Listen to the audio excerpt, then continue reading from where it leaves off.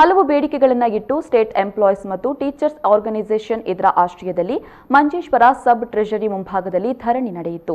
ಸಂಬಳ ಪರಿಷ್ಕರಣೆ ಜಾರಿಗೊಳಿಸಬೇಕು, ರಜೆರಹಿತ ಆದೇಶ ರದ್ದು ಮಾಡಬೇಕು, ಸಂಬಳ ಕಡಿತ ಕ್ರಮ ಕೊನೆಗೊಳಿಸಬೇಕು, ಸುನಿಲ್ ಮಾಣಿ ಸಮಿತಿ ವರದಿಯನ್ನ ಕಡೆಗಣಿಸಬೇಕು ಮುಂತಾದ ಬೇಡಿಕೆಗಳನ್ನು ಒಡ್ಡಿ ಪ್ರತಿಭಟನೆ ಮಾಡಲಾಯಿತು. ಧರಣಿಯನ್ನ ಉದ್ದೇಶಿಸಿ ಮಾತನಾಡಿದ ಕಾಸರಗೋಡು ಜಿಲ್ಲಾ ಪಂಚಾಯತ್ ಸ್ಥಾಯಿ ಸಮಿತಿ ಅಧ್ಯಕ್ಷ ಹರ್ಷಾದ್ ವರ್ಕಾಡಿ ಅವರು, ಮಹಾಮಾರಿ ಕೊರೋನಾ ವೈರಸ್ನಿಂದಾಗಿ ಇಡೀ ನಾಡು ತತ್ತರಿಸಿರುವಾಗ ತಮ್ಮ ಜೀವವನ್ನ ಲೆಕ್ಕಿಸದೆ ಸಮಾಜದ ಒಳಿತಿಗಾಗಿ ದುಡಿಯುವ ಸರ್ಕಾರಿ ನೌಕರರ ಮೇಲೆ ಸರ್ಕಾರದ ಪ್ರಹಾರ ಖಂಡನೀಯ.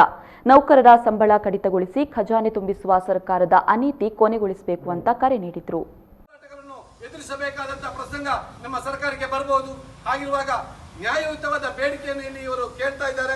ಆ ನ್ಯಾಯಯುತವಾದಂತಹ ಬೇಡಿಕೆಗಳನ್ನು ಸರ್ಕಾರ ಗಮನಿಸಿಕೊಂಡು ಆ ಬೇಡಿಕೆಗಳನ್ನು ಈಡೇರಿಸುವಂತಹ ಕೆಲಸಕ್ಕೆ ಸರ್ಕಾರ ಮುತುವರ್ಜಿಯನ್ನು ವಹಿಸಬೇಕು.